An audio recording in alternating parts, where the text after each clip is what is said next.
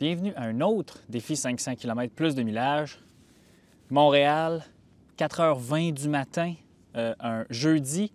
On est avec Polestar 2, Single Motor, Long Range. Donc, ça va être très intéressant aujourd'hui ce qu'on va faire. Défi 500 km, comme je vous dis, avec un Polestar 2, sans la thermopompe, pas 4 roues motrices, le modèle le plus de base.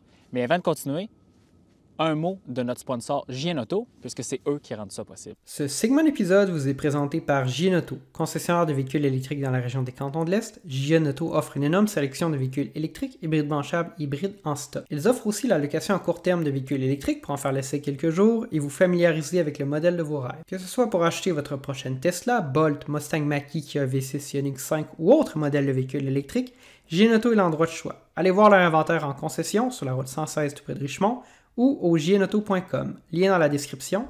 Merci beaucoup à JN Auto de supporter plus de millage.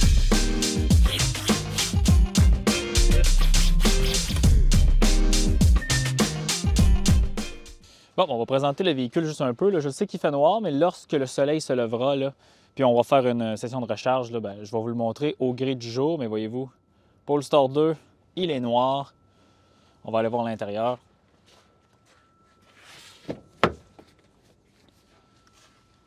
Comme je vous dis, là, on est vraiment en modèle de base. Siège en tissu. Tout est là. On est à 95 % de statut de charge. On nous affiche 410 km. Et on est fin prêt à partir. C'est maintenant le moment de vous présenter la route d'aujourd'hui. Une première, autoroute 401 en direction de Toronto. On va probablement s'arrêter dans les environs de Kingston. Là, c'est à plus de 250 km de Montréal. Puis évidemment, on planifiera un arrêt de recharge rendu là. Mais là, mettons, là, à 276 km, il nous dit qu'on va arriver à 10 % malgré qu'on nous affiche 410 km. Évidemment, voyez-vous, c'est la première fois que je vous le présente dans une interface Google. C'est-tu merveilleux, hein? Pas besoin de vous faire une capture d'écran sur mon téléphone. Donc, essentiellement, je pense qu'on est fin prêt. 4h17, je vais attendre de décoller là, à 4h20 et on se revoit sur la route.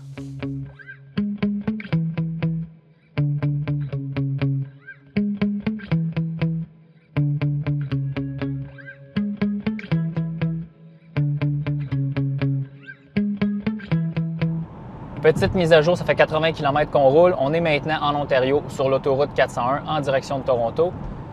25 kWh par 100 km, consommation moyenne là, depuis que j'ai reset, comme on dit, l'ordinateur de bord. 96 km/h de moyenne. Ça se passe bien. Climatisation, full automatique. Il fait moins 6 degrés, on a un peu de brume. Google me dit que je vais arriver à ma destination là, que j'ai projetée à 7 % de batterie, mais je vais réviser la navigation là, plus tard pour trouver un point de recharge adéquat. Mais ça se passe très bien. Polestar 2, qu'est-ce que j'en pense sur la route actuellement? Je l'ai amené de chez JN Auto jusqu'à Montréal hier, fait que j'ai pu rouler peut-être un 200 km. J'aime beaucoup le Polestar 2. Hein? J'essaie, je mange mes mots, là, mais j'aime beaucoup le Polestar 2. Je pensais pas apprécier la version de base. Je me disais, pas de thermopompe, pas de caméra 360, pas d'autopilot, de Pilot Assist de chez Volvo. Je trouvais que c'était une version un peu décontentée. Mais là, je commence à aimer ça. C'est de base, puis je trouve que ça a un certain charme. On s'en reparle plus tard, mais tout va bien pour l'instant.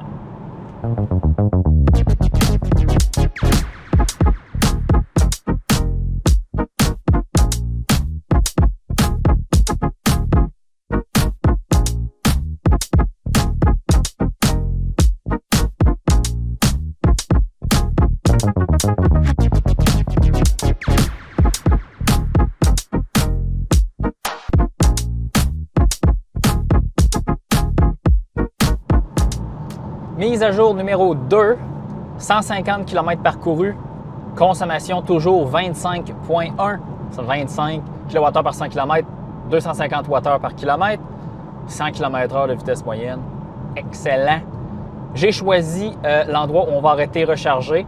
Dans le fond, là, je vais vous l'afficher à l'écran juste ici. Dans le fond, on va se rendre jusqu'à l'embranchement avec l'autoroute 401 et l'Interstate 81, là, une autoroute américaine qui s'en va dans l'État de New York et en Pennsylvanie.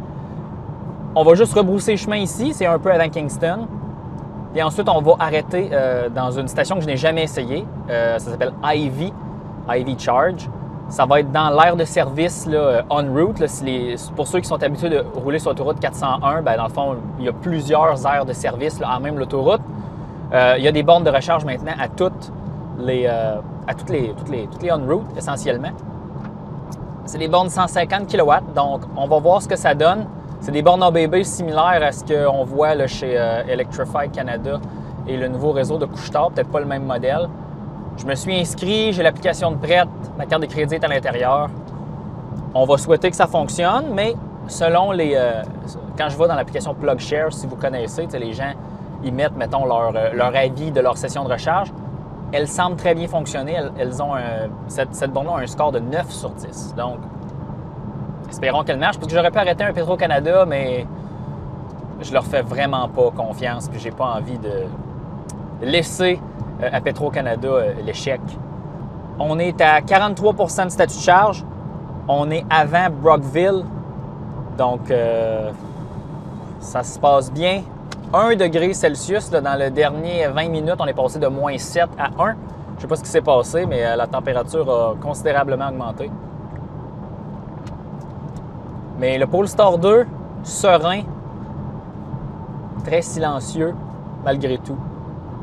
Et aucune anxiété d'autonomie avec le système de navigation Google. Donc, je m'en doutais, mais pour ceux qui ont des Tesla, l'expérience de navigation dans ce véhicule-là est similaire, quoique presque égale à ce qu'on peut voir dans Tesla, parce qu'évidemment, les cartes Tesla et Polestar, c'est Google aux autres aussi.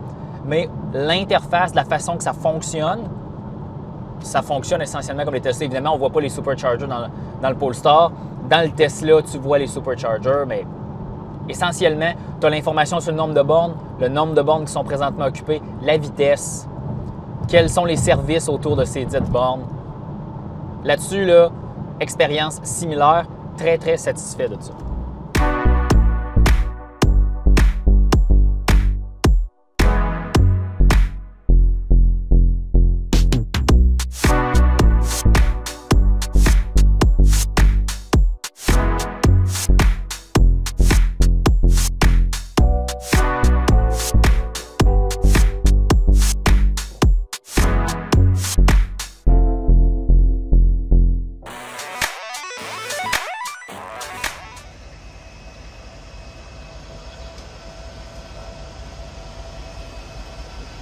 Bon, la recharge vient tout juste de commencer. On est à 99 kW, là, 100 kW. On va recharger jusqu'à 80 % probablement. Puis pendant la recharge, ben là, moi, je vais aller à l'intérieur, peut-être me ramasser un café là, puis prendre une petite pause, mais tout se passe pour le mieux. Véhicule très confortable, très silencieux, tient très bien la route. C'est comme un train, c'est très, très précis et très facile à placer sur la route. Ça, j'aime beaucoup. Et la recharge rapide, là, dans les premières 2-3 minutes, semble à la hauteur de ce qui est annoncé compte tenu des conditions. Donc, le soleil se lève. Nous sommes maintenant en train de charger au on-route. 13 minutes, 102 kW. En réalité, là, la puissance de recharge depuis qu'on a démarré est autour de 100, 102. C'est assez rectiligne et assez stable. 22,3 kWh d'ajouter dans la batterie. Regardez le Polestar, comment il a fière allure. Quelque chose de bien intéressant aussi avec les Polestar 2, l'affichage du voltage et de l'ampérage lorsqu'on recharge. Donc pour les gens un peu plus... pour les geeks un peu comme moi, c'est très intéressant de voir ça. Donc 250 ampères, on a probablement le maximum du chargeur de l'autre côté ou c'est le maximum du véhicule. Peu importe. Mais ici, très, très facile de savoir ce qui se passe. Et aussi, bien, avec la force du système de navigation Google, bien là, c'est maintenant le moment de déterminer où est-ce qu'on va se rendre pour le prochain arrêt. Est-ce qu'on est capable de faire le 500 km sans s'arrêter? Là, ce que je pense que je vais faire, pour me donner une idée, je vais pointer un arrêt au quartier 10-30, puisque je ne veux pas retourner sur l'île de Montréal là, durant l'heure de pointe. Fait que on va juste prendre ici, comme ça. Là. Twink.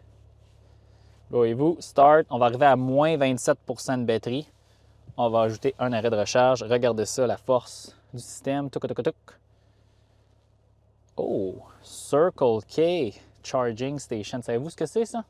C'est les nouvelles bornes de Couche-Tard, même bornes qu'ils utilisent en Norvège. Je pense que ça me tente. Qu'est-ce qu'on me dit? Je vais arriver avec 2%. Ouh, ça va être excitant. 15 minutes, puis je vais arriver à 10% au 10-30. Quelles sont mes autres options? Ouais, regardez, là, c'est ça, je suis pas sûr, regardez, là. Gros détour à faire à Cornwall. Puis ça, je crois que ça, c'est un Saint-Hubert. Ça, c'est probablement quelque chose comme circuit électrique. Non, allons-y pour Circle K. Ça va être excitant. Bon, on va faire un petit tour du propriétaire de l'intérieur du Polestar 2. Ouvrons la porte. Je vais allumer ma lumière. Bon, évidemment, c'est un véhicule prêté, là, donc on a un petit tapis ici. Comme je vous disais, siège en dessus, électrique. Par contre, une version de base, contrôle manuel du dossier. Évidemment, l'intérieur est très terne noir, mais il y a quand même des petits appliqués en tissu là, gris qui contrastent. C'est quand même bien. C'est sûr que le gros défaut du Polestar 2, c'est la visibilité arrière. Regardez, là, la lunette arrière est microscopique. Sinon, volant typique Volvo, contrôle d'essuie-glace et clignotant typique Volvo. Ici, là, c'est tout du... Si vous avez déjà essayé un Volvo XC40, là, vous savez à quoi vous attendre. Toujours secouer ses pieds. Donc, comme je vous disais, la recharge, ça se passe bien. Écran central, évidemment, Android automotive. Lorsqu'on appuie sur le menu, on a une interface ici. C'est quand même assez simple d'utilisation, contrôle du véhicule. On peut aller jouer plein de paramètres ici, là, à 6, fixer la charge, aller un peu plus loin. Application Google Play, très intéressant. J'ai installé un navigateur Internet hier. Puis ensuite, c'est tout. Puis aussi, une affaire que j'aime bien, le Range Assistant, que j'appelle le Range Master. On appuie là-dessus.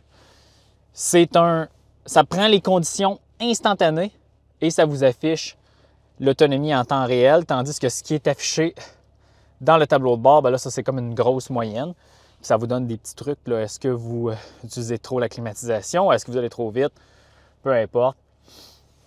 Et aussi, ce qui est bien intéressant des Polestar 2, les miroirs en anglais qu'on appelle frameless. Lorsqu'on veut les bouger, là, voyez-vous, c'est tout le miroir qui bouge. Ça, c'est plus une fantaisie qu'autre chose. Je ne sais pas s'ils sont vraiment plus aérodynamiques. Voyez-vous, on est maintenant dans le navigateur web Vivaldi qui semble être une version un peu différente de Google Chrome. Mais regardez-vous ça. Connaissez-vous ça? Plus de millage. Chaîne YouTube québécoise spécialisant dans les véhicules électriques.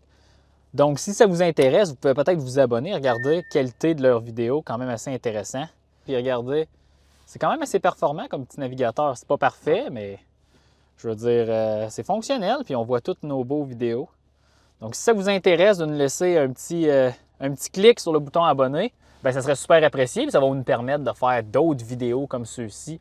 Si ça peut vous aider à faire votre choix ou vous éclairer dans le fabuleux monde des véhicules électriques. Donc, la puissance de recharge vient tout juste de passer là, de 100 à 90-89. Quand on a passé le 57 %. Si on regarde Google Maps ici, là, on va arriver à la station là, de recharge de Couche-Tard / Circle K avec 17 %. Je vais attendre de me rendre à 20 et ensuite, ça sera le départ pour la deuxième étape de ce défi 500 km avec le Polestar 2, un moteur, traction, batterie long range, vous savez, là, le modèle de base.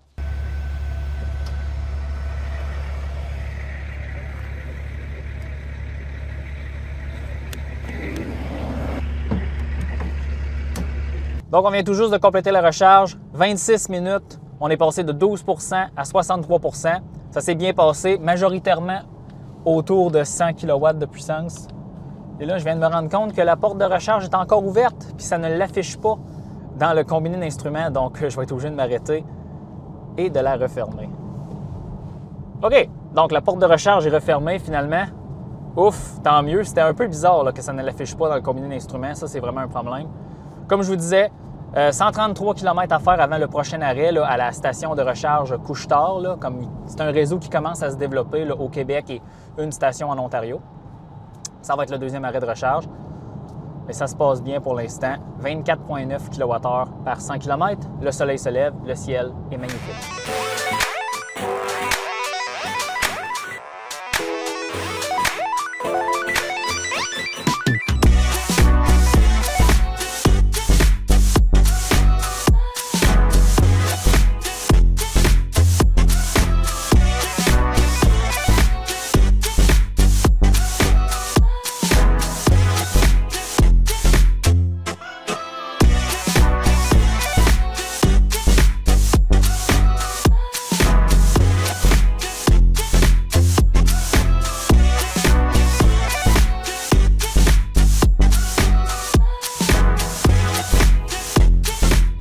Nous sommes présentement branchés à la borne Circle K Couche-Tard, 180 kW là, à Lancaster, en Ontario, tout près de la frontière du Québec. Donc là, je vais aller voir à l'intérieur du véhicule la puissance de recharge qu'on a actuellement, mais encore une fois, très facile d'utilisation. On utilise l'application, débarre la borne, connecte le câble et ça démarre en dedans de 30 secondes. Ça se passe très bien, 141 kW à 24 de statut de charge. Regardez, 346 ampères qui entrent dans cette borne. Donc, ça roule. Je vais aller à la salle de bain, puis ensuite, quand je vais revenir, on va aller regarder dans Google Maps combien de statuts de charge nous avons de besoin pour nous rendre à notre destination. Je suis très, très satisfait des 2 sessions de recharge, là. Aucun problème avec les bornes. On est allé chercher le maximum d'ampérage ou de puissance que la borne pouvait donner en fonction du statut de recharge. Google Maps fait un excellent travail de nous prédire le statut de charge exact lorsqu'on va arriver. Honnêtement, j'arrive à plus ou moins 1 %. Donc ça, c'est exactement comme les Tesla. C'est une expérience très, très similaire et c'est rassurant, malgré que, regardez, là, on a fait, de 95 à 12 on a fait 250 km. C'est pas énorme. Puis tu sais, il faisait pas moins 20 non plus. Donc là, ça, il faisait seulement entre moins 7 et 2 degrés. Là, on va recharger. Il nous reste 125 km, 115 km à faire avant de compléter le 500 km. Donc, on va se diriger vers le 10-30. Je vais attendre d'avoir peut-être 15 à 20 de statut de charge. Donc, peut-être encore un petit 5 à 10 minutes. Mais Polestar 2, expérience de recharge, navigation, trajet long, très simple. Le mot que je voudrais utiliser ici, il n'y a pas de friction. Donc, je suis quand même surpris, mais en même temps, je m'y attendais.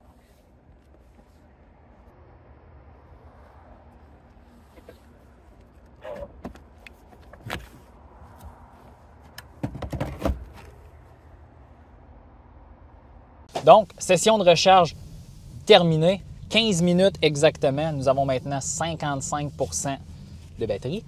On va arriver à 500 km là, sur l'autoroute 30 dans le coin du 10-30 à entre 19 et 17 % de statut de charge. Puis après ça, on va aller se stationner à la borne du circuit électrique la plus proche pour compléter ce test. Mais pour l'instant, je suis très satisfait de l'expérience. On est en sécurité. On est en confiance avec le Polestar 2.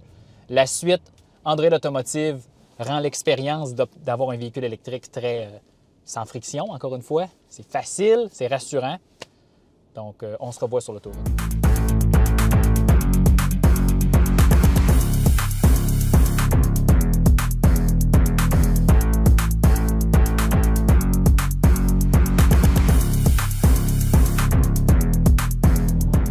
Parlons préchauffement, préconditionnement de la batterie. Les Polestar 2, il y a de cela peut-être 1 an, ont reçu une mise à jour, là, software 1.75, peu importe. Là, on est la version 2.4, 2.5 ici. Lorsqu'on navigue vers une borne de recharge rapide dans le système de navigation, la batterie se fait chauffer. Ce n'est pas une histoire de thermopompe. Là. La thermopompe, c'est pour que la climatisation soit plus efficace essentiellement.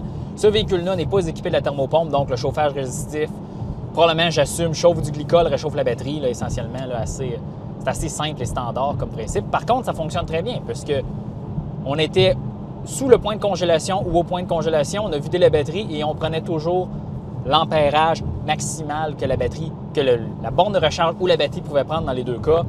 Et c'est pourquoi les 2 sessions de recharge se sont bien passées, évidemment. J'assume tout ça, mais en réalité, ça s'est fait sans problème.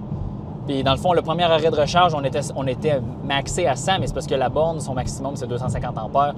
Et tout le long, il rentrait 250 ampères dans la batterie. Donc, j'assume que toutes les conditions étaient là pour le véhicule pour prendre, dans le fond, le courant maximal. Donc maintenant, c'est le moment d'estimer le score de ce défi 500 km. Évidemment, à la conclusion, on va savoir le temps exact, mais là, je veux vous parler des paramètres actuellement. Donc, comme je vous ai dit, à 4h20 du matin, j'ai quitté Montréal. J'ai fait 250 km premier segment. Ensuite, on a fait 130 km deuxième segment. Il est maintenant exactement 9h, donc ça fait 4h40 que nous sommes partis total. Tout de suite, je vais vous dire que je déduis un 5 minutes parce que j'ai dû arrêter pour une recharge personnelle. Vous voyez, la machine humaine n'était pas capable de suivre le véhicule. Donc, ça n'a aucun rapport avec le véhicule. Donc là, on va déduire 5 minutes. Donc, avec ce que Google Maps me dit, il me reste 1 heure de parcours pour parcourir le 500 km.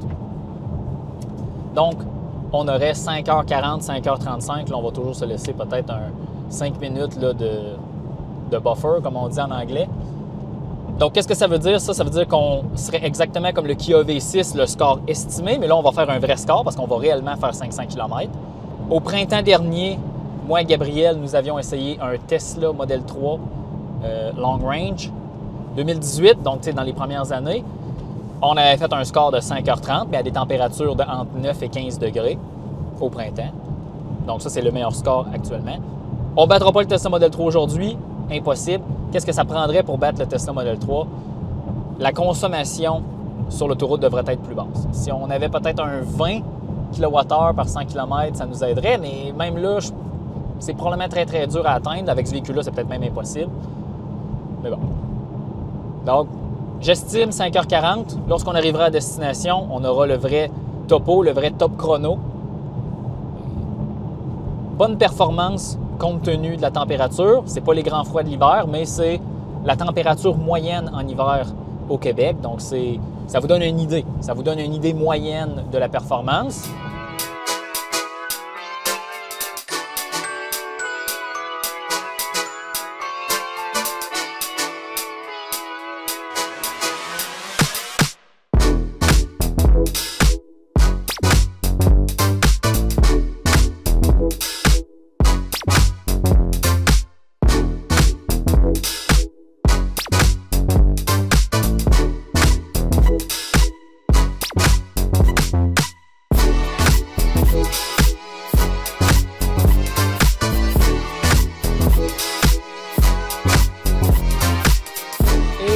Voici maintenant à la barre du 500 km. Là, vous voyez, là, la caméra est en train de tourner, mais c'est parce qu'elle est accrochée sur le volant. Évidemment, moi, je ne tiens pas la caméra.